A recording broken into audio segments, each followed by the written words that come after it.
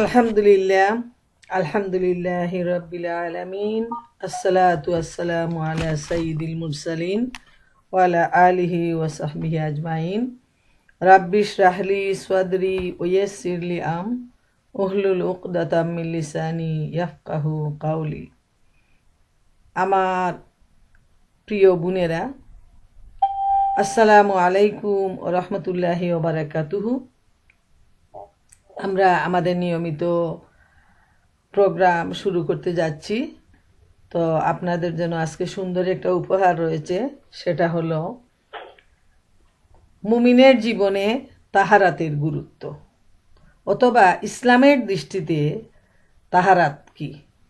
দুইটা নামই আমরা ইউজ করতে পারি। তো প্রথমে আমরা জেনে নেই যে তাহারাত শব্দটা কি। তাহারাত শব্দের অর্থ হলো পবিত্রতা, এবং এ সম্পর্কে নবী করিম সাল্লাল্লাহু আলাইহি ওয়াসাল্লাম বলেন, আত-তাহরু শাতরাল ঈমান, পবিত্রতা হচ্ছে ঈমানের অর্ধেক। আর পবিত্রতা সম্পর্কে মহান আল্লাহ সুবহানাহু ওয়া তাআলা ইরশাদ করেন, ইন্নাল্লাহা ইউহিব্বুত তাওয়াবিনা ওয়া ইউহিব্বুল মুতাতাহহিরিন। সূরা বাকারার 222 নম্বর আয়াতে আল্লাহ সুবহানাহু ওয়া তাআলা ইরশাদ করেন, যারা বারবার তওবা করে এবং পাক পবিত্র ও পরিচ্ছন্ন থাকে, আল্লাহ সুবহানাহু ওয়া তাআলা তাদেরকে ভালোবাসেন। এই আয়াত থেকে আমরা যেটা বুঝতে পারলাম যে আল্লাহ রাব্বুল আলামিন পবিত্রতাকে পছন্দ করেন, পরিচ্ছন্নতাকে পছন্দ করেন, এবং যারা পবিত্র পরিচ্ছন্ন থাকে তাদেরকে আল্লাহ তাআলা ভালোবাসেন। এবং তার সাথে যে চুক্তিটা হলো পবিত্রতার, সেটা হলো বারবার তওবা করা। শুধু বাইরের দৃষ্টিতে পবিত্রতা নয়, বরং অন্তর থেকেও আমাদের তওবা করে নিজেদের গুনাহ পরিষ্কার করে ধুয়ে মুছে সাফ করে দিতে হবে। সূরা তওবার 108 নম্বর আয়াতে আল্লাহ রাব্বুল আলামিন ইরশাদ করেন, ওয়াল্লাহু ইউহিব্বুল মুত্তাহহিরিন। যারা পাক সাফ এবং পরিষ্কার পরিচ্ছন্ন থাকে, আল্লাহ রাব্বুল আলামিন তাদেরকে ভালোবাসেন। সূরা তওবার 108। তাইলে এই আয়াত থেকে আমরা দেখি যে আল্লাহ রাব্বুল আলামিন ইরশাদ করেন যে যারা পবিত্র থাকে, যারা পাক সাফ থাকে, আল্লাহ তাআলা তাদেরকে ভালোবাসেন। এর বিপরীত দিকে যদি আমরা দেখি যে যারা অপবিত্র থাকে, অপরিচ্ছন্ন থাকে, আল্লাহ রাব্বুল আলামিন তাদেরকে ঘৃণা করেন। এর ঠিক উল্টো সাইডটা হলো সেটা, যে পবিত্রতার উল্টো হলো অপবিত্রতা। তো অপবিত্রতা আল্লাহ তাআলা ঘৃণা করেন, অপছন্দ করেন। এখন আমরা দেখি যে ইসলামে পবিত্রতার গুরুত্ব কত বেশি, কত অপরিসীম। তো এই পবিত্রতা নিয়ে আমরা যতটুকু সম্ভব এই স্বল্প সময়ের ভিতর ইনশাআল্লাহ তাআলা বিস্তারিত আলোচনা রাখার চেষ্টা করব। পবিত্রতা হলো 3 প্রকার।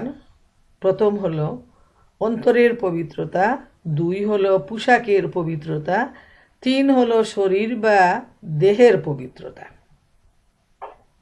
আল্লাহ পছন্দ করেন সেই ব্যক্তিকে যে দেহ অন্তরের পবিত্রতা সহ আল্লাহ রাব্বুল আলামিনের ইবাদত করে। তো মনে রাখা প্রয়োজন, পবিত্রতা আর পরিচ্ছন্নতা ভিন্ন দুটা জিনিস। পবিত্রতা হলো আল্লাহ রাব্বুল আলামিনের দৃষ্টিতে যেটা তাহারাত, যেটা বাইরে ভিতরে পবিত্র, সেটার মূল্য ইসলামে অনেক বেশি। পরিচ্ছন্নতা হলো ডিফারেন্ট একটা জিনিস, সেটাও আল্লাহ তাআলা পছন্দ করেন। মুসলমানদেরকে পরিচ্ছন্ন পবিত্র থাকার জন্য আল্লাহ এবং আল্লাহ রসুলের পক্ষ থেকে বারবার নির্দেশ দেয়া হচ্ছে। সেটা হলো বাইরের দৃষ্টিতে সুন্দর, পরিচ্ছন্ন, শালীন, সেটাই হলো যেটা আমরা প্রশংসা করি। কারো ঘরে গেলে, কাউকে দেখলে যে ঘরদুয়ার খুব সুন্দর, পরিপাটি, পরিচ্ছন্ন, নোংরামি নেই, পোশাক পরিচ্ছদে নোংরামি নেই, বাড়িতে নোংরামি নেই। তো সেটা হলো পরিচ্ছন্নতার সংজ্ঞা, যেটা সবাই বুঝতে পারে, সবার কাছে এই ধারণাটা ক্লিয়ার। তো পবিত্রতা ছাড়া কিন্তু ইবাদত হয় না। আর পরিচ্ছন্নতা হলো মুসলিম ও মুসলিম নির্বিশেষে যে কেউ পরিচ্ছন্ন থাকতে পারে। সেটা ইসলামের সাথে তার সম্পর্ক এত ওতপ্রোতভাবে জড়িত নয়। যে কোনো মানুষ পরিচ্ছন্ন থাকতে পারে, কিন্তু পরিচ্ছন্ন থাকার মানে পবিত্র নাই। পবিত্র এবং পরিচ্ছন্ন টোটালি ডিফারেন্ট দুটা জিনিস, যদিও একটার সাথে আর একটা সিমিলার মিনিং। কিন্তু পরিচ্ছন্নতা যে কোনো মানুষ, যে কোনো জাতি সবাই পছন্দ করে এবং সবাই পরিচ্ছন্ন থাকতে পারে। কিন্তু পরিচ্ছন্ন যদি হয় আর পবিত্র না হয়, তাইলে মনে রাখা প্রয়োজন ওইটা দিয়ে কোনো ইবাদত হয় না। এখানেই হলো পবিত্রতা এবং পরিচ্ছন্নতার পার্থক্য। তো প্রথমে আমরা একটু বিশ্লেষণ করি যে অন্তরের পবিত্রতা নিয়ে, যেটা ইসলাম চায়, যে পবিত্রতাকে ইসলাম পছন্দ করে, যে পবিত্রতার জন্য আল্লাহ রাব্বুল আলামিন তার বান্দাকে ভালোবাসেন, সেই অন্তরের পবিত্রতা কি এটা প্রথমে আমাদের জানা প্রয়োজন। যেমন হাদিস শরীফে আসছে অন্তরের পবিত্রতা 4 ধরনের। একটা হলো পরিষ্কার অন্তর, যেটা হলো মুমিনের অন্তর, যা প্রদীপের ন্যায় উজ্জ্বল। যে আল্লাহ রাব্বুল আলামিনের উপর ঈমান আনে, বিশ্বাস করে এবং তার উপর কায়েম থাকে, সেটাই হলো পরিষ্কার অন্তর, পবিত্র অন্তর। সেটা হলো প্রদীপের সাথে তুলনা করা হয়েছে, যেটা আমি গতদিন এই দার্সের মধ্যে আলোচনা করেছি, যে ঈমানের ব্যাপারে যে পরিচ্ছন্নতা, যে পবিত্রতা, সেটাই হলো পবিত্র অন্তর। যার অন্তরের মধ্যে ঈমান আছে, যে আল্লাহ রাব্বুল আলামিনকে বিশ্বাস করে এবং এর উপর টিকে থাকার জন্য প্রাণপণ চেষ্টা করে, সেটাই হলো পরিষ্কার অন্তর, পবিত্র অন্তর। 2 নাম্বার হলো পর্দায় ঢাকা অন্তর। এ অন্তর হলো কাফিরের অন্তর, যারা জেনে শুনে সত্যকে উপলব্ধি করতে পারে না বা উপলব্ধি করে না। কাফির হলো তার অন্তরটা পর্দায় ঢাকা, মলিনতায় ঢাকা। সে অন্তর দিয়ে বুঝতে পারে যে এই পৃথিবীর স্রষ্টা হচ্ছেন একজন এবং তিনি একক, কিন্তু তার অন্তরটা এমন মলিনতায় পরিপূর্ণ, সত্যকে বুঝার মতো তার কোনো ক্যাপাসিটি নেই। সে অন্ধকারের মধ্যেই তার জীবনটা অতিবাহিত করে দেয় এবং মিথ্যার উপর সে সারাটা জীবন টিকে থাকে। এই অন্তরকে আল্লাহ রাসূল সাল্লাল্লাহু আলাইহি ওয়াসাল্লামের ভাষায় হলো পর্দায় ঢাকা অন্তর। সত্যকে ডেকে দিয়েছে যে অন্তরটা, এবং মিথ্যাকে সে উপলব্ধি করে এবং মিথ্যার উপর সে বিশ্বাস করে এবং টিকে থাকে। 3 নাম্বার হলো উল্টো অন্তর। সেটাকে মুনাফিকের অন্তরের সাথে তুলনা করা হয়েছে, যে মুনাফিক জেনে বুঝেও অস্বীকার করে। সে বাইরে মানুষের সাথে যে তার যে সাউন্ডটা, তার যে দেখানোপনা, যেটা সেটা হলো একজন বিশ্বাসীর মতো। মুনাফিকরা কলিমা পড়ে, মুনাফিকরা নামাজ পড়ে, মুনাফিকরা অনেক সময় রোজা রাখে, কিন্তু তার অন্তরটা হলো ঠিক উল্টো। কুরআনে আল্লাহ রাব্বুল আলামিন তাদের চরিত্র সম্পর্কে বলে দিয়েছেন যে এরা দুঃখাবাজ, এরা দুঃখা দেয়। নবী করিম সাল্লাল্লাহু আলাইহি ওয়াসাল্লামের মাদানী জীবনে মুনাফিকদের চরিত্র সম্পর্কে আয়াত নাজিল হয়েছে। তারা আল্লাহ রসুলের সামনে যখন আসে তখন তারা বলে আমরা মুসলমান, এবং কাফেরের সামনে যখন যায় তখন বলে আমরা ওদেরকে ধোঁকা দিয়েছি, আমরা তো তোমাদের সাথেই আছি। এর মানে হলো তাদের অন্তরটা এত উল্টো যে ওরা মুখ দিয়ে মানুষের সাথে এমন আচরণ করে এবং ভিতরে ভিতরে ঠিক এর উল্টো কাজ করে। 4 নাম্বার হলো মিশ্রিত অন্তর। ঈমান ও নিফাকের মিশ্রণ, যা মুনাফিকের মাঝে দেখা যায়। একটা হলো উল্টো অন্তর আর একটা হলো মিশ্রিত, যে ঈমানও আছে নিফাকও আছে, দুইটার মধ্যেই সে জীবনযাপন করে। যেমন আমরা দেখতে পাই যে অনেক মুসলমানরা রয়েছে যারা কুরআনের বিরুদ্ধে কথা বলে, যারা ইসলামের বিভিন্ন আইন কানুনের বিরুদ্ধে যারা কথা বলে। এরা একদিকে বিশ্বাস করে, একদিকে মুখে ঈমান আনে, কিন্তু কার্যত আমল, আখলাক, স্বভাব, চরিত্র দিয়ে তারা এমন একটা মিশ্রিত হৃদয়ের অধিকারী, মিশ্রিত অন্তরের অধিকারী, যে তারা ইমানদারের সামনে ইমানদার, বেঈমানের সামনে বেঈমান। এবং এদেরকে মুনাফিককেও ডিক্লারেশন দিতে পারবে না আল্লাহ রব্বুল আলামিন ছাড়া, যেহেতু তারা মুসলমানের মতোই সব কিছু তাদের, কিন্তু চরিত্রটা তাদের এমন যে তারা শুধু ধোঁকাবাজির মধ্যেই থাকে। তারা ভাবে যে মানুষকে তারা ধোঁকা দিচ্ছে, অথচ আল্লাহ তাআলার ভাষায় হলো তারা নিজেকেই নিজেরা ধোঁকা দিচ্ছে। যেহেতু এই মুনাফিকদের ব্যাপারে আল্লাহ রব্বুল আলামিন কুরআনে বারবার আর যে নিষেধ বাণী দিয়েছেন, বারবার যে থ্রেটটা দিচ্ছেন, সেটা হলো যেভাবে একজন কাফির তার রেজাল্ট যেমন হবে জাহান্নাম, ঠিক সেভাবে যারা মুনাফিক তাদেরও পরিণতি হবে জাহান্নামের ধ্বংস। অতএব এরা খুবই ভয়ঙ্কর, এবং শুধুমাত্র এই 4টা অন্তরের মধ্যে আল্লাহ তাআলার কাছে পছন্দনীয় হলো যেটা পরিষ্কার অন্তর এবং পবিত্র অন্তরের অধিকারী যারা, তারাই হলো মুমিন। এবং মুমিনের সম্পর্কে একজন সাহাবী যখন জিজ্ঞেস করলেন নবী করিম সাল্লাল্লাহু আলাইহি ইসলামকে, তখন তিনি বললেন যে মুমিনকে, মুমিনের পরিচয়টা কি? আল্লাহ রসুল সাল্লাল্লাহু আলাইহি ইসলাম বললেন যে সেই হলো মুমিন, সে যখন ভালো কাজ করে তখন সে অন্তরে শান্তি অনুভব করে, এবং সে যখন অন্যায় কাজ করে তখন সে অনুতপ্ত হয়। আমরা নিজেরাই নিজেদেরকে চিনে নিতে পারি যে আমাদের অন্তরের মধ্যে মুমিনের কোয়ালিটি কতটুকু। কেউ যদি অন্যায় কাজ করে, কেউ যদি মানুষকে ধোঁকা দেয়, কেউ যদি মানুষের আমানত নষ্ট করে, মানুষের অন্তরে কষ্ট দেয়, এবং তারপর সে মনে করে যে আমি খুব ভালো একটা কাজ করেছি, তাইলে সেটা কিন্তু মুমিনের অন্তর হতে পারে না। মুমিনের অন্তর তখনই হবে নবী করিম সাল্লাল্লাহু আলাইহি ইসলামের ভাষায় যে যখন সে অন্যায় কাজ করবে, যখন সে মানুষের অন্তরে কষ্ট দিবে, যখন কোনো অবস্থায় সে দুঃখায় পড়ে গিয়ে সে খেয়ানত করে ফেলবে, এইভাবে যে কোনো পাপের কাজে যখন সে করে ফেলবে, তখন মুমিনের অন্তর অনুশোচনা, অনুতপ্ত হয়ে যায়, এবং সে অস্থির পেরেশান হয়ে যায় যে আমার দ্বারা একটা অন্যায় কাজ সংগঠিত হয়ে গেল, এবং সেজন্য মানুষের হক নষ্ট হলে সে তা আদায় করার চেষ্টা করে, এবং আল্লাহর হক নষ্ট হয়ে গেলে সে আল্লাহ রব্বুল আলামিনের কাছে কান্নাকাটি করে মাফ চায়, তওবা চায়। এটাই হলো মুমিনের অন্তর। নবী করিম সাল্লাল্লাহু আলাইহি ইসলাম বলেছেন, নিশ্চয়ই শরীরের মধ্যে এমন একটি অংশ রয়েছে যখন তা পরিশুদ্ধ হবে তখন গোটা দেহ পরিশুদ্ধ হয়ে যাবে, আর যখন এটা কালিমাযুক্ত হবে তখন সমস্ত শরীর ধ্বংস হয়ে যাবে। তোমরা এ ব্যাপারে সতর্ক থাকো, এটা হচ্ছে তোমাদের অন্তর।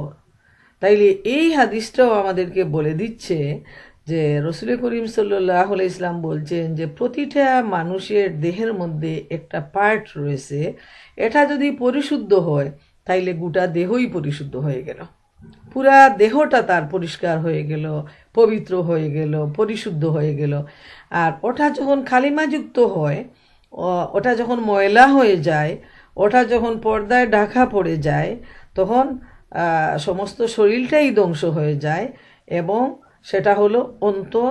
অন্তর যদি অপরিচ্ছন্ন হয়, অন্তর যদি অপবিত্র হয়, অন্তর যদি সত্য থেকে বিমুখ হয়ে যায়, তাইলে মনে করেন যে পুরা শরীরটাও ধ্বংস হয়ে গেল, অন্তরটা ধ্বংস হয়ে গেল, পুরা মানুষটাই ধ্বংস হয়ে গেল, সে তখন জাহান্নামের অধিবাসী হয়ে গেল। আর নবী করিম সাল্লাল্লাহু আলাইহি ইসলাম এই ধরনের অন্তরের মানুষকে বলছেন যে তোমরা সতর্ক থাকো, যেন তোমাদের অন্তরটা পরিচ্ছন্ন থাকে, পবিত্র থাকে, সে ব্যাপারে তোমরা সব সময় সতর্কতা অবলম্বন করবে। এ পর্যায়ে একজন মনীষী বলছেন, empty heart is more dangerous than empty pocket. একটা পকেট যদি শূন্য হয় তাহলে ওটা কোনো ডেঞ্জারাস কিছু না, যে কোনোভাবে সে আয় রোজগার করতে পারবে, কেউ তাকে লোন দিবে, কোনো না কোনোভাবে তার সমস্যার সমাধান হয়ে যাবে। কিন্তু যে হৃদয়টা খালি হৃদয়, সেখানে সেই হৃদয়ে অন্যায়, অবিচার, তারপর নিফাক, ওইগুলো গিয়ে তখন ঢুকে পড়ে সেই মানুষটাকে, তার জীবনটাকে পুরাপুরি ধ্বংস করে দিবে। এজন্য আমাদের মনে রাখা প্রয়োজন যে আমাদের হৃদয়টাকে সত্য দিয়ে, কল্যাণ দিয়ে, পবিত্রতা দিয়ে ভরে রাখতে হবে, যাতে ওই মানুষটাকে শয়তান কোনো অবস্থায় প্ররোচনা দিয়ে তাকে ধ্বংস সাধন করতে না পারে। যেহেতু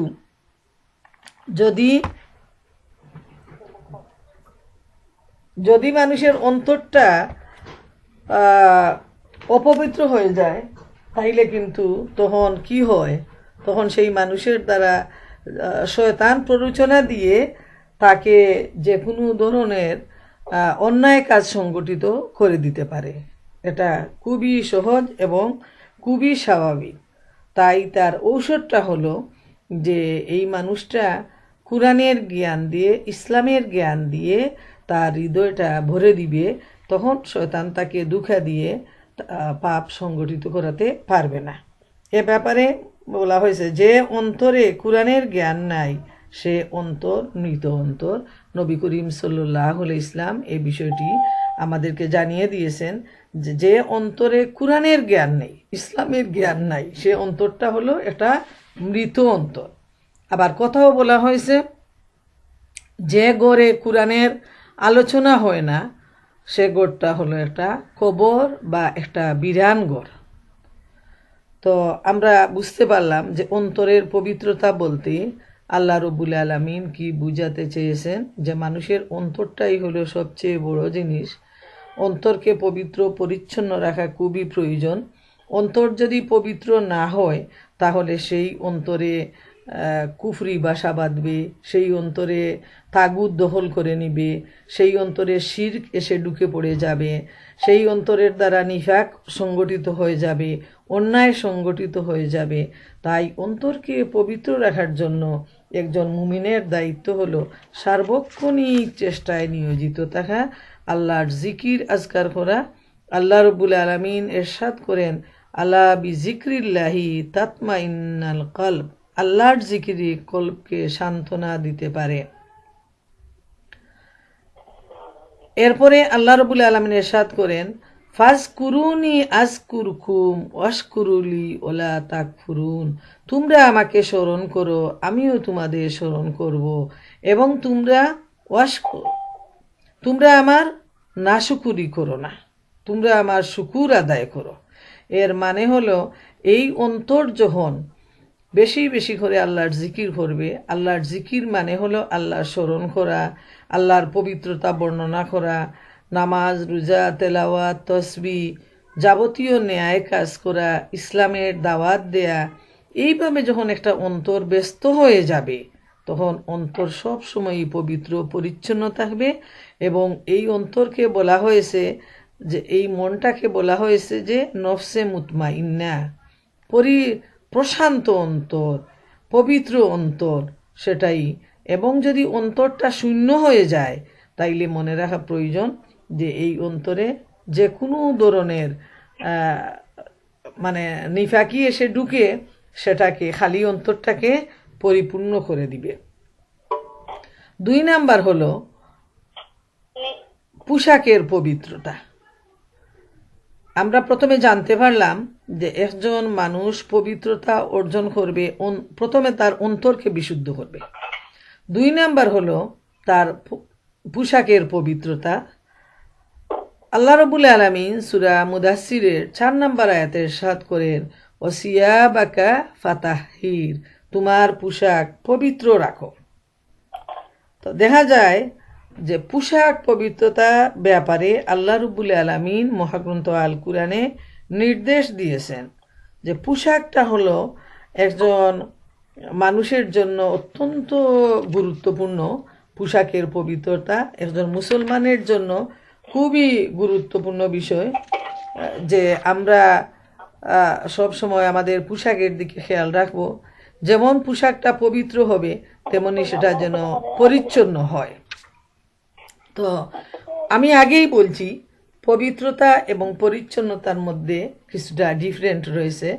যেমন নামাজের মধ্যে আল্লাহ রাব্বুল আলামিন যে 13টা ফরজ দিয়েছেন আদায় করার জন্য, সেই ফরজ যদি আমরা পালন না করি তাহলে নামাজই হবে না। এর মধ্যে হলো শরীরের পবিত্রতা, পোশাকের পবিত্রতা এবং জায়গা পবিত্রতা।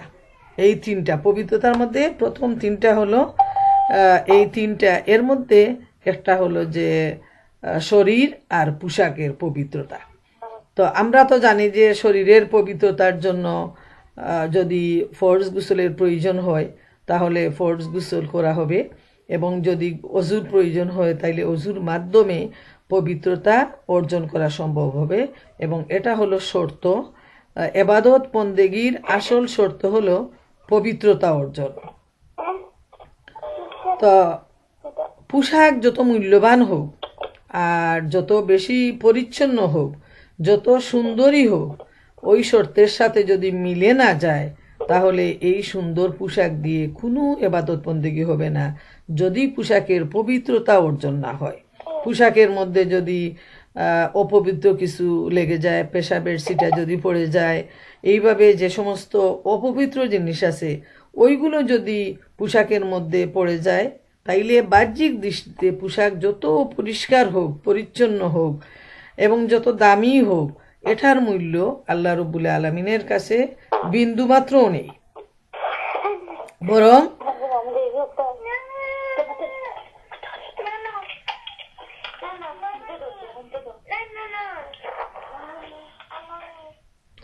যেমন পোশাকের ব্যাপারে বাইরের হলো পবিত্রতা, পরিচ্ছন্নতা, আর তার যে আভ্যন্তরীণ যে পবিত্রতা সেটা হলো হালাল রোজগার দিয়ে যে পোশাকটা কেনা হবে সেটাই হলো ইসলামের দৃষ্টিতে পবিত্র। অতএব মনে রাখা প্রয়োজন, একদিকে হালাল আয় রোজগারে টাকা দিয়ে পোশাক পরিচ্ছদ কিনতে হবে, তা দিয়ে ইবাদত বন্দেগী করতে হবে, হালাল উপার্জন দিয়ে দেহ গঠন করতে হবে। তা না হলে কিন্তু আমরা যত ইবাদত বন্দেগী করি, প্রিয় বোন, আপনি যার বাচ্চা ডিস্টার্ব করতেছে কাইন্ডলি আপনি *6 দিয়ে নিজে মিউট হয়ে যান।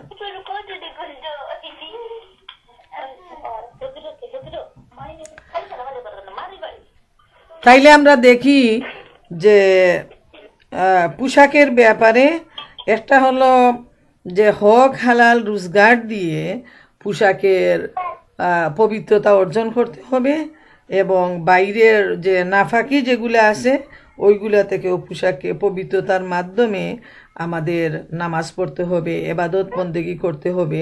তাইলেই সেটা হলো আসল পবিত্রতা এবং পরিচ্ছন্নতা। পোশাকের ব্যাপারে আমরা দেখি আল্লাহ রব্বুল আলামিন মহাগ্রন্থ আল কুরআনে নির্দেশ দেন, যেটা তা হলো সূরা আরাফের 26 নম্বর আয়াতে আল্লাহ তাআলা ইরশাদ করেন, ইয়া বানি আদম কাদ আনজালনা আলাইকুম লিবাসাম ইওয়ারি সাওআতিকুম ওয়ারিশা ওয়ালিবাসুত তাকওয়া যালিকা খায়র যালিকা মিন আয়াতিল্লাহি লাআল্লাকুম ইয়াযাক্কারুন। হে বনি আদম, আমি তোমাদের জন্য পোশাকের বিধান অবতীর্ণ করেছি যাতে করে তোমরা তোমাদের গোপন স্থানসমূহ ঢেকে রাখতে পারো এবং নিজেদের সৌন্দর্য ও ফুটিয়ে তুলতে পারো। পোশাক হচ্ছে তাকওয়ার পোশাক, আর এটাই হচ্ছে উত্তম, এবং এটা আল্লাহর নিদর্শন সমূহেরও একটি অংশ, যাতে করে মানুষরা এ থেকে শিক্ষা নিতে পারে। প্রিয় বোনেরা আমার, আমরা দেখি সূরা আরাফের 26 নম্বর আয়াতে আল্লাহ সুবহানাহু তাআলা যে নির্দেশটা দিচ্ছেন সেটা হলো যে পোশাক বনি আদমের জন্য আল্লাহ রাব্বুল আলামিন যে পোশাকের বিধানটা নাজিল করেছেন, যে পোশাকটা আসছে সেটা হলো আল্লাহর পক্ষ থেকে। পোশাকের যে বিধান বলতে আইন, যে পোশাকটা কেমন হবে সেটা আল্লাহ তাআলার পক্ষ থেকেই নির্দেশ দেয়া হয়েছে, যে পোশাকের উদ্দেশ্য হলো মানুষের লজ্জাস্থান ঢেকে রাখা। এটা হলো পোশাকের উদ্দেশ্য। আমাদের সবার মনে রাখা প্রয়োজন যে পোশাকের উদ্দেশ্য হলো মানুষের লজ্জাস্থান ঢেকে রাখা, এটা হলো প্রথম উদ্দেশ্য। আর 2 নাম্বার হলো আল্লাহ তাআলা বলছেন যে এই পোশাক মানুষের সৌন্দর্য ফুটিয়ে তুলে, যে আমরা এমন পোশাক পরবো যার মধ্যে সৌন্দর্য আছে, যেটা ঢিলে ঢালা পোশাক, যে পোশাক মানুষের নিজের শরীরটা মানুষের সামনে প্রদর্শন করে না, এত টাইট যেন না হয়, যে টাইট হওয়ার জন্য যে পুরা বডি স্ট্রাকচারটা বের হয়ে যায়, সে ধরনের হবে না। বরং পোশাক দেখেই বোঝা যাবে যে এই মানুষটি ভদ্র এবং শালীন, ভদ্রঘরের মানুষ, তার মধ্যে পরহেজগারি রয়েছে, দিনদারি রয়েছে। এই ধরনের পোশাক যেটা যেমন তার সতর ডাকবে, ঠিক তেমনি তাকে সুন্দর লাগবে, তাকে ভদ্র মনে হবে, তাকে দেখলেই রেসপেক্ট আসবে। আর আল্লাহ তাআলা বলছেন পোশাক হচ্ছে তাকওয়ার পোশাক, আর এটাই হচ্ছে উত্তম। আল্লাহ নিজে বলে দিচ্ছেন যে কোন পোশাকটা উত্তম, যে পোশাক মানুষের আল্লাহ রাব্বুল আলামিনের প্রতি ভীতি প্রদর্শন করে, যে পোশাক দেখলেই মনে হয় এই মানুষটা তাকওয়াবান, এই মানুষটা পরহেজগার। যেমন তার বাইরে সুন্দর প্রকাশ হচ্ছে, ঠিক তেমনি তার সতরটাও এত সুন্দরভাবে ডেকে রাখা হচ্ছে, সেটাই হলো তাকওয়ার পোশাক। আর আল্লাহ রাব্বুল আলামিন বলছেন এটাই হচ্ছে উত্তম। আর এটা আল্লাহর নিদর্শন সমূহেরও একটি অংশ, যাতে করে মানুষরা এ থেকে শিক্ষা নিতে পারে। আল্লাহ তাআলা বলছেন যে এই পোশাকটা হচ্ছে আল্লাহর দেয়া একটা নিদর্শন, এখান থেকে যেন মানুষ শিক্ষা নিতে পারে। তো এই আয়াত থেকে আমরা পোশাকের যে উদ্দেশ্য, পোশাকের যে মূল যে বিধান, যেটা আল্লাহ তাআলার পক্ষ থেকে দেয়া হয়েছে, সেটা আমাদের কাছে পরিষ্কার হয়ে গেল। যে অনেক সময় আমাদের মা বোনেরা আমাদেরকে জিজ্ঞেস করেন বুরকার ব্যাপার, পোশাকের ব্যাপার, কেমন হবে, কী ধরনের হবে। তো আল্লাহ রাব্বুল আলামিনের পক্ষ থেকে যে বিধানটা আসছে, তার মাধ্যমে আমরা এখানে জানতে পারলাম যে পোশাকটা এমন হওয়া প্রয়োজন যেটা সতরের প্রয়োজন পূরণ করে। তো মহিলাদের সতর হলো মুখমণ্ডল বাইরে রাখা যাবে, চুল কান সব কিছু ঢাকা থাকবে খুব সুন্দরভাবে, হাতের কবজির বাইরের অংশটুকু এবং পায়ের পাতাটা, তার ভিতরে সব অংশটুকু হলো সতরের ভিতর, ওইটাকে খুব সুন্দরভাবে ডেকে ডুকে রাখতে হবে। তারপর মনে রাখা প্রয়োজন, মানুষ বিভিন্ন ডিজাইনের জন্য পোশাকটাকে এত আটসাট করে যে তার বুকটা বেরিয়ে পড়ে। অনেক সময় দেখি আমরা যে অনেকে মাথায় হিজাব দেয়, ঠিক আছে, মাথাটা ডাকে, কিন্তু তার বুকটা এমনভাবে বের হয়ে যায় যে পোশাকের উদ্দেশ্য যেটা, সেটা সাধন হয় না, এমনভাবে বুক বের হয়ে আসে। অথচ মহাগ্রন্থ আল কুরআনে আল্লাহ রাব্বুল আলামিন মহিলাদেরকে নির্দেশ দিচ্ছেন যে তোমরা তোমাদের বুকের উপর চাদর ঢেকে দাও। তাইলে মহিলাদের যে সতরটা আছে, সেই অংশটা বুরখা নামের পর্দা হোক, আর সালোয়ার কামিজ হোক, শাড়ি হোক, যে নামের হোক, তাতে কিছু আসে যায় না। বরং সেই পোশাকটা হতে হবে ঢিলা ঢালা। কেউ যদি বুরখাও পরে এবং এত আটসাট পরে, তাহলে পোশাকের যে উদ্দেশ্যটা, তাকওয়ার যে উদ্দেশ্য, সেটা সাধন হবে না, এবং এজন্য তার পোশাকের উদ্দেশ্য ব্যাহত হবে পোশাক পরা। তাই মনে রাখা প্রয়োজন যে পবিত্রতার একটা পার্ট হলো পোশাকের পবিত্রতা, একজন ইমানদারের, একজন মুমিনের। তো আমরা যেন সেই উদ্দেশ্যটা আমরা সাধন করি, যে নামের পোশাকই পরি সেটা যেন এতটুকু ঢিলে ঢালা হয় যে আমাদের দেখলে মানুষ মুসলিম মহিলা হিসাবে আমাদেরকে চিনতে পারে। আমাদের সৌন্দর্য যেন আমরা মানুষের সামনে প্রদর্শন করে না বেড়াই। আমাদের সমাজে যে প্রচলন, বিশেষ করে মুসলমানদের যে ট্রেডিশন আজকালকার, যে পোশাকের উদ্দেশ্য আল্লাহ তাআলা বলে দিচ্ছেন, আমরা জেনে নিলাম। এবং আল্লাহ রাব্বুল আলামিন কুরআনের অন্যান্য আয়াতেও বলছেন যে সৌন্দর্য প্রকাশ করা যাবে যারা আপন মানুষ, যারা গায়ের মুহাররম না, মুহাররম যারা, নিজের বাবা, নিজের স্বামী, নিজের ভাই, এইভাবে যারা 14 জন আছেন, তাদের সামনে আমরা সুন্দর হয়ে চলতে পারি। কিন্তু আমরা দেখি যে আমরা সাধারণত ঘরে বেশিরভাগ মা বোনেরা অত্যন্ত আজে বাজে পোশাক পরে থাকেন, যেমন তেমন পোশাক পরে থাকেন, পোশাকের না থাকে কোনো সৌন্দর্য, না থাকে কিছু। কিন্তু এরাই আবার যখন ঘরের বাইরে যান, কোনো অনুষ্ঠানে যান, পার্টিতে যান, তখন এত বেশি সেজে গুজে নিজের সৌন্দর্যটা প্রদর্শন করেন, যেখানে পুরুষের সমাবেশ থাকে। যেখানে মহিলারা এবং পুরুষের মিক্সড আয়োজন থাকে, সেখানে যখন তারা এইভাবে সৌন্দর্য প্রকাশ করেন, সেটা কিন্তু ইসলামের দৃষ্টিতে হারাম এবং একজন মহিলার জন্য পর্দার খেলাফ, এবং এটা সাংঘাতিক গুনাহের কাজ।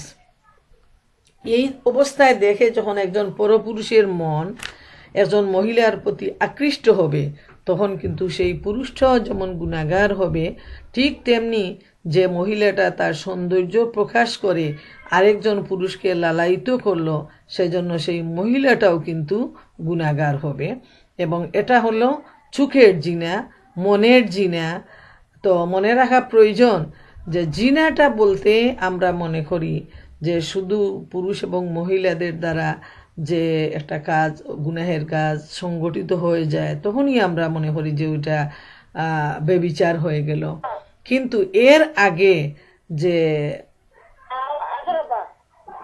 বাকি যে কাজটুকু, চোখ দেখলো, কান শুনলো, মন চিন্তা করলো, এর মানে প্রতিটা অঙ্গই জেনার মধ্যে শরিক হয়ে গেল। তাই এ ব্যাপারে সাবধানতা অবলম্বন প্রয়োজন, যেন আমরা আমাদের সতর দেখে আমরা আল্লাহর দেয়া বিধান মান্য করে পোশাকের উদ্দেশ্যকে যেন আমরা সফল করে তুলি। এই ব্যাপারটি আমাদের প্রত্যেকেরই লক্ষ্য রাখা প্রয়োজন। আবু হুরায়রা রাদিয়াল্লাহু আনহু থেকে বর্ণিত একটি হাদিসে নবী করিম সাল্লাল্লাহু আলাইহি সাল্লাম বলেছেন, যে পুরুষ নারীদের পোশাক আর যে নারী পুরুষদের পোশাক পরিধান করে তাদের জন্য অভিসম্পাত। আমরা দেখতে পাই বর্তমান সময়ে পুরুষরা মহিলাদের বেশ ধরে, হাতে ব্রেসলেট পরে, গলায় চেইন পরে, কানে দুল পরে, লম্বা চুল রেখে পিছনে বেনি বাঁধে অথবা টাইড আপ করে। তো সে যখন একজন পুরুষ হয়ে মহিলাদের বেশ ধরে, এটা নবী করিম সাল্লাল্লাহু আলাইহি ইসলাম এই ধরনের মানুষকে অভিসম্পাত দিয়েছেন। আবার যে সমস্ত নারীরা পুরুষের মতো চুল কাটে, পুরুষের মতো ড্রেস পরে, পুরুষের মতো ভাবভঙ্গি প্রদর্শন করে, পুরুষের মতো চলাফেরা করে, হাঁটাচলা করে, তাদেরকে আল্লাহ রাসূল সাল্লাল্লাহু আলাইহি ইসলাম অভিশাপ দিয়েছেন।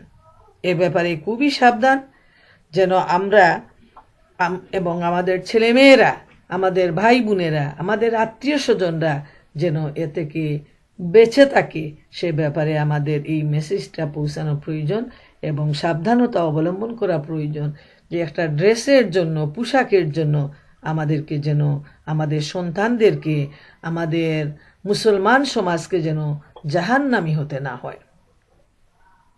অন্য হাদিসে আসছে, নবী করিম সাল্লাল্লাহু আলাইহি ইসলাম বলেছেন, অচিরেই আমার শেষ জামানার উম্মতের মাঝে এমন কিছু নারীর আগমন ঘটবে যারা পোশাক পরিচ্ছদ পরিধান করে উলঙ্গ থাকবে এবং তাদের মাথার উপর উটের মতো ঠুঁটি থাকবে।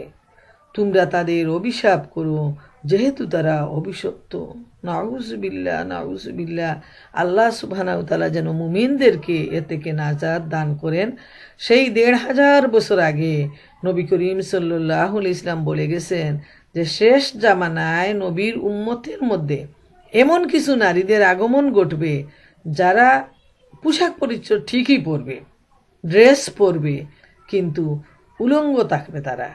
এটা আমরা আজকালকে দেখতে পাচ্ছি, এত পাতলা, এত মিহি কাপড়, সুতির কিনতে যান, তাও সালোয়ারগুলা এত বেশি পাতলা যে আমি বুঝতে পারি না কোন উদ্দেশ্যে আমাদের মা বোনেরা এমন ধরনের ড্রেস পরে থাকে যে একদম চাক্ষুষ তাদের ভিতরের অংশটা দেখা যায়।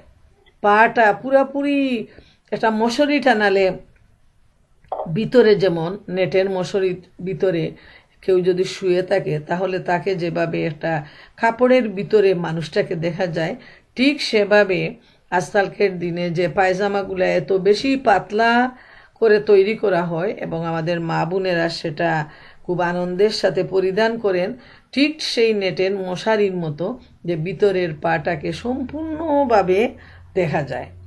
এবং তারা যে ড্রেসটা পরেন দেখা যায় যে লম্বা হাত, আবার হাতটা নেটের, পুরো বগল থেকে নিয়ে পুরা হাতটা, পুরা যে সতরের ভিতরের অঙ্গটা পরিষ্কারভাবে দেখা যাচ্ছে।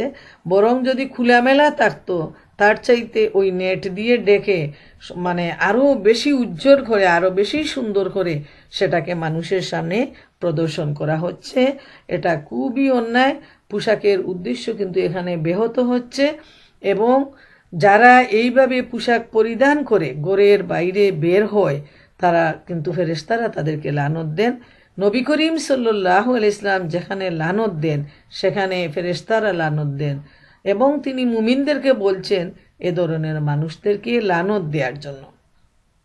তারপর আরেকটা ড্রেস যেটা খুব টাইট, যেটাকে কি চুড়িদার বলা হয় যে সমস্ত পায়জামাগুলাকে, ওইগুলো এত বেশি আটসাট যে এখানেও পোশাকের উদ্দেশ্য ব্যাহত হয়। আমরা যখন বাজারে রেডিমেড পোশাক কিনতে যাই আসলে আমরা আমাদের মন মতো পোশাক কিনতে আমরা পাই না, সেজন্য বাধ্য হয়ে আমরা কাপড় কিনে তারপর আমাদের মানে ডিলা ডালা করে লম্বা হাত দিয়ে এবং যে পায়জামাটার ভিতর দেখা যাবে না পায়ের আবরণটা, সে ধরনের কাপড় কিনে আমরা পোশাকটা তৈরি করি। তো পোশাকের উদ্দেশ্য হলো লজ্জা নিবারণ করা, নিজের সতরটা ঢাকা। সেখানে যদি ওই উদ্দেশ্য সফলই না হয় তাহলে পোশাক পরিধানের কোনো মানেই হয় না। এজন্য লক্ষ্য রাখা প্রয়োজন পোশাক কেনার সময় আমাদের মুসলমানরা যদি এই পোশাকগুলা না কিনতো তাহলে তো মার্কেটগুলা তখন সাথে সাথে ডিজাইনটা চেঞ্জ করত। কিন্তু দেখা যাচ্ছে যে খুব বেশি বাজারে বিক্রি হচ্ছে এমন ধরনের পোশাক যার ফলে ডিজাইনাররা আরো বেশি উলঙ্গ করতেছে এবং আমাদের মুসলমান সমাজ, আমাদের মা বোনেরা সেটাকে ভালো কাস্টমার হিসাবে তারা সেই বিজনেসটাকে আরো লাভবান করে দিচ্ছে। কিন্তু মনে রাখা প্রয়োজন আজকের দিনে যারা নিজেদের শরীরটাকে এভাবে উলঙ্গপনার মাধ্যমে পুরুষদেরকে ডাকেন, লালায়িত করেন, হাসরের ময়দানে ওই অঙ্গগুলো তখন জাহান্নামের আগুনে জ্বলবে, তাতে কোনো সন্দেহ নাই। তিনি যতই নামাজি হন, তিনি যতই রোজাদার হন, যেহেতু সতর ডাকাটা হলো ফরজ, অতএব এই ফরজ লঙ্ঘনের জন্য তাকে শাস্তি পেতে হবে। এরপর নবী করিম সাল্লাল্লাহু আলাইহি ওয়াসাল্লাম বলছেন যে একদিকে তারা উলঙ্গ থাকলো, অন্যদিকে তাদের মাথার উপর উটের মতো টুটি থাকবে, তোমরা তাদের অভিশাপ করো যেহেতু তারা অভিশপ্ত। আমি কিছুদিন আগে যখন লন্ডনে গেলাম, আমার লাস্ট সফর, তো দেখি অনেক মেয়েদেরকে দেখে আমি প্রথমে মানে বুঝতে পারিনি কি ব্যাপার, ওরা হিজাব করতেছে, চুলের মাথাটা তাদের এত বড়, পিছনের দিকে বিরাট কুফা। তো আমি চিন্তায় পড়ে গেলাম যে ওদেরকে পাগল পাগল মনে হচ্ছে আমার কাছে, এত বড় কুফাটা দেয়া, তো চুল দিয়ে তো এটা হবে না। তো মনে হলো যে তারা আলাদা কোনো ধরনের কাপড় নিয়ে বা কিছু নিয়ে বড় করে মাথার পিছনে ঠুটিটা যেভাবে আল্লাহ রসুল সাল্লাল্লাহু আলাইহি ওয়াসাল্লাম বলছেন এইভাবে পিছনে তারা কাপড় দিয়ে কুপা বেঁধে এত বড় করে টুটি দিয়ে তারপর ওই হিজাবটা ঘুরায় পড়তেছে। তো ওইটা দেখে এটা অশালীন লাগতেছে এবং বেখাপ্পা মনে হচ্ছে, কিন্তু ওটা তারা ডিজাইন হিসাবেই ব্যবহার করতেছে। অথচ আমি অবাক হয়ে গেলাম, সেই ১৫০০ বছর আগে যখন এগুলার কোনো উৎপত্তিই ছিল না তখন নবী করিম সাল্লাল্লাহু আলাইহি ওয়াসাল্লাম সেটার ভবিষ্যৎবাণী করে গেছেন যে এমন একটা সময় আসবে আখেরি জমানার উম্মতরা এবং উম্মতের নারীরা পোশাক পরে উলঙ্গ থাকবে এবং মাথার উপর উটের মতো টুটি থাকবে। তো প্রিয় বোনেরা আমার, আমরা মহাগ্রন্থ আল কুরআনের আয়াত এবং নবী করিম সাল্লাল্লাহু আলাইহি ওয়াসাল্লামের বাণীর মাধ্যমে আমরা বুঝতে পারলাম যে পোশাকের উদ্দেশ্যটা কি, কেমন ধরনের পোশাক পরা জরুরি এবং কি ধরনের পোশাক আমাদেরকে বর্জন করতে হবে। তো এ ব্যাপারে যেন আমরা খুব লক্ষ্য রাখি এবং যেন আমরা আমাদের সন্তানদেরও যেন সে ব্যাপারে আমরা শিক্ষা দিই। আমরা দেখি যে পশু পাখির লোম দিয়ে আল্লাহ রাব্বুল আলামিন তার লজ্জাস্থানের হেফাজত করেছেন। মানুষকে আল্লাহ বিবেক বুদ্ধি দিয়েছেন যাতে স্বেচ্ছায় তারা তাদের লজ্জাস্থানের হেফাজত করে। আল্লাহ রাব্বুল আলামিন মানুষকে পোশাকের বিধান নাজিল করে লজ্জাস্থানকে ঢাকার এবং সতর ঢাকার জন্য নির্দেশ দিয়েছেন। তো আমরা যদি দেখি, আমরা সাধারণ মানুষকেও যেভাবে আমরা আলোচনা করলাম এভাবেই আমরা দেখি, এবং বিশেষ করে যারা টিভিতে মুভিতে বিজ্ঞাপনে যে সমস্ত মহিলারা নিজেদের ড্রেস বেশভূষা প্রদর্শন করেন ওইটা পুরুষ মানুষকে মানে আগ্রহী করার জন্য তাদের প্রতি, সেটা হলো তাদের একটা চেষ্টা। তো আমরা যেন এই ব্যাপারটা খুব বেশি মানে আমরা লক্ষ্য রাখি এবং শরীয়তের সীমারেখার ভিতরে অবস্থান করে আমরা যেন আমাদের পোশাক পরিচ্ছদ আমরা পরিধান করি। 3 নাম্বার আসে যে শরীর বা দেহের পবিত্রতা। আমরা এতক্ষণ আলোচনা করলাম মনের পবিত্রতা, পোশাকের পবিত্রতা, এখন আসছে যে শরীরের পবিত্রতা। হাদিস শরীফে আসছে যে হারাম খাদ্যে গঠিত দেহ বেহেশতের ঘ্রাণও পাবে না। অন্য হাদিসে আসছে যে রসুল করিম সাল্লাল্লাহু আলাইহি সাল্লাম বলছেন যে একজন মুসাফির সে অনেক দূর পথ অতিক্রম করে আসছে ঘোড়ায় চড়ে এবং 2 হাত উপরের দিকে তুলে বলতেছে হায় আল্লাহ, হায় আল্লাহ। কিন্তু এই মানুষটার পোশাক হারাম, এই মানুষটার শরীর হারাম, যেহেতু তার সমস্ত উপার্জন হারাম এবং এই হারাম দিয়ে সে তার নিজের দেহ গঠন করেছে, এই হারাম দিয়ে সে তার পোশাক পরিচ্ছদ কিনে নিয়েছে। অতএব সে যতই আল্লাহ তাআলাকে ডাকুক তাতে আল্লাহ তাআলার কিছু আসে যায় না, তার দোয়াটা তখন কবুল হবে না। অতএব শর্তটা হলো যে সব কিছুর মূলে হালাল উপায়ে অর্জিত খাবার এবং হালাল উপায়ে অর্জিত পোশাক, ঘর বাড়ি, যাবতীয় কিছুর মূল হতে হবে হালাল।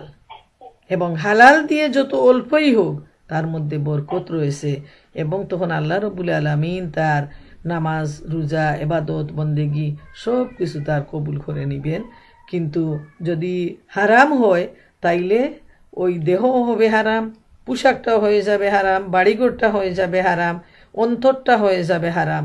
অতএব হারাম থেকে আমাদেরকে যোজন যোজন দূরে অবস্থান করতে হবে।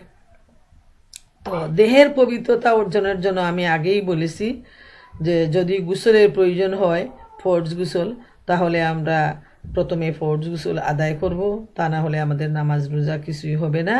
এবং ফরজ গোসলের শর্ত হলো নাকে পানি দেয়া, প্রথমে নাকের নরম অংশ পর্যন্ত পানি পৌঁছানো, গড়গড়ার সাথে কুলি করা, আর 3 নাম্বার হলো সমস্ত শরীর ভিজিয়ে গোসল করা যাতে শরীরের কোনো লোমকূপ শুষ্ক না থাকে। তো আমাকে অনেক বোনেরাও বলছেন যে আজকালকে দেখা যায় যে ইয়াং জেনারেশন যাদের কোনো ফরজ গোসলের ব্যাপারেও ধারণা নেই, যাদের মানে বিয়ে হয়েছে মধ্যবয়সীও, কিন্তু জিজ্ঞেস করলেও তারা এ ব্যাপারে তেমন কোনো পরিষ্কার ধারণা নেই ইসলামের যে ফরজ গোসল। তো এই মেসেজটা আমাদের পৌঁছায় দেওয়া প্রয়োজন আমাদের মা বোনদের কাছে। তারপর যে সমস্ত মেয়েরা বড় হচ্ছে, বালেগ হচ্ছে, তাদেরকে যে পিরিয়ডের পর কিভাবে ফরজ গোসল করতে হবে, বিয়ের পর কিভাবে সেই গোসলটা করতে হবে, ওইটা কোনো লজ্জার ব্যাপার না। পবিত্রতা অর্জন না করলে সে তো গুনাহগার হবে, পদে পদে গুনাহগার হয়ে যাবে। এমনকি একবার শুনলাম একজন মহিলা, তার এই আইডিয়াটাও নাই, সে গোসল না করে মসজিদে প্রোগ্রামে চলে আসছে। চিন্তা করে দেখেন যে মুসলমানদের মধ্যে অভিজ্ঞতার কত অভাব। কথা প্রসঙ্গে বের হয়ে আসছে এই কথাটা, আল্লাহ তাআলা তাকে বাঁচানোর জন্য বা বাকি মসজিদকে পবিত্র রাখার জন্য হয়তো ওই প্রসঙ্গটা আসছে। তখন আমাকে একজন বললেন যে এই অবস্থাটা। তো এই জন্য আমি সবাইকে সতর্ক করে দিচ্ছি যে আমাদের যারা বড় হচ্ছে যে সমস্ত ছেলেমেয়েরা, তাদেরকে এই ব্যাপারে মানে জ্ঞান দেওয়া প্রয়োজন এবং যা এই ব্যাপারে আলোচনা করা প্রয়োজন পাক পবিত্রতার ব্যাপারে, যেন আমরা পবিত্রতা অর্জন করতে পারি। পবিত্রতা হলো ইবাদতের পূর্ব শর্ত। পবিত্রতা অর্জন না করে যদি কেউ নামাজে শুরু করে দেয় তাইলে তার নামাজটা হবে না, বরং সে গুনাহগার হবে। তো ফরজ গোসলটা হলো, এবং ফরজ গোসলের আগে মনে রাখা প্রয়োজন যে কোনো গোসলের আগে সুন্নত হলো প্রথমে অজু করাটা। ওইটা সুন্নত হিসাবে যদি কেউ আদায় করেন তাহলে তিনি অনেক বেশি সওয়াব পাবেন। আর ফরজ গোসলের আগেও নবী করিম সাল্লাল্লাহু আলাইহি সাল্লাম সবসময় তিনি অজু করতেন। তারপর ওই যে অজুর আগে তিনি গুপ্ত অঙ্গ পরিষ্কারভাবে ধুয়ে নিতেন, তারপর তিনি অজু করতেন, তারপর তিনি এই 3টা শর্ত আদায় করে নিতেন। তো এই তিনটা যে শর্তটা ওইটা আদায় করতে হবে, তা না হলে গোসলটা পরিশুদ্ধ হবে না। এরপর হলো যে এবাদতের আগে, বিশেষ করে নামাজের আগে অজুর মাধ্যমে পবিত্রতা অর্জন করতে হবে, তা না হলে নামাজই হবে না। তো দেহের পবিত্রতার ব্যাপারে এই জিনিসগুলো আমাদের মনে রাখা প্রয়োজন, যে আমরা যেন পবিত্রতার ব্যাপারে আমরা নিশ্চিত হতে পারি, যেহেতু পবিত্রতা হলো মুমিন জীবনের সবচেয়ে বড় গুরুত্বপূর্ণ একটা অংশ।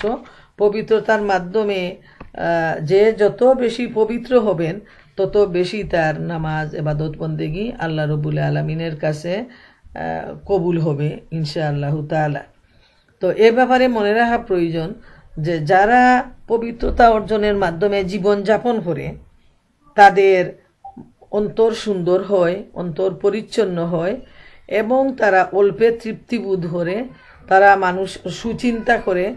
এবং যারা ওই পবিত্রতা অর্জন করে না, এ ব্যাপারে তাদের কোনো খেয়ালই নেই, বরং অন্যায়, অবিচার, হারামের মধ্যে যারা ডুবে থাকে তাদের অন্তর সবসময় কুচিন্তায় ভরে থাকে এবং শয়তান তাদেরকে প্ররোচনা দিয়ে বিভিন্ন ধরনের গুনার কাজে মশগুল করে থাকে এবং তারা তখন হকের দিকে তারা আসবার মতো ফিরে আসার মতো কোনো সুযোগই তারা পায় না। তো প্রিয় মা বোনেরা আমার, আমাদের খুবই সতর্কতা অবলম্বন করা প্রয়োজন, আমরা যেন পাক পবিত্রতা অর্জনের মাধ্যমে আমরা নিজেরা আল্লাহর নিকটবর্তী হতে পারি।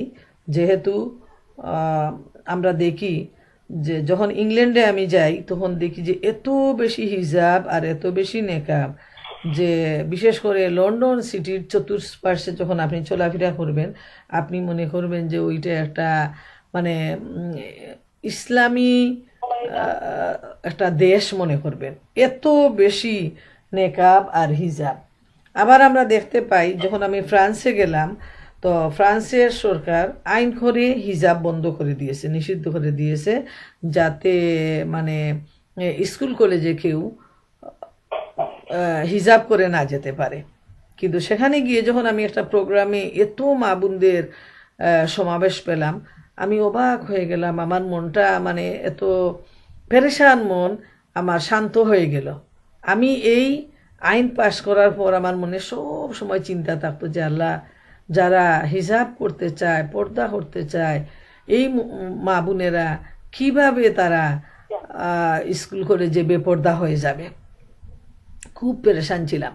কিন্তু যখন চোখে দেখলাম তখন তাদেরকে আমি জিজ্ঞেস করলাম, তো তারা বলল যে পর্দা করে যায় কিন্তু স্কুলের ভিতর যখন ঢুকে তখন তাদের সেই হিজাবটা খুলে নিতে হয়। কিন্তু স্কুলের বাইরে তারা যেমন খুশি তাদের চলাফেরা করতে পারে, পর্দা করতে সেখানে কোনো আপত্তি নেই। কিন্তু ওইটা হলো শিক্ষা প্রতিষ্ঠানের জন্য। এবং প্রচুর নেকাবি হিজাবি বোনদের সাথে আমার সাক্ষাৎ হলো। তারপর আর একটা প্রোগ্রাম হলো স্কুল কলেজের ইউনিভার্সিটির মেয়েদেরকে নিয়ে। তো তাদের যে আন্তরিকতা, পর্দার প্রতি তাদের যে এত মানে বিশ্বাস, পর্দার প্রতি তাদের ভালোবাসা দেখে আমি খুব অভিভূত হয়ে গেলাম। তো আসলে যারা পর্দা করতে চায় তাদেরকে আইন দিয়ে আটকায় রাখা হচ্ছে, তাদেরকে কষ্ট দেওয়া হচ্ছে।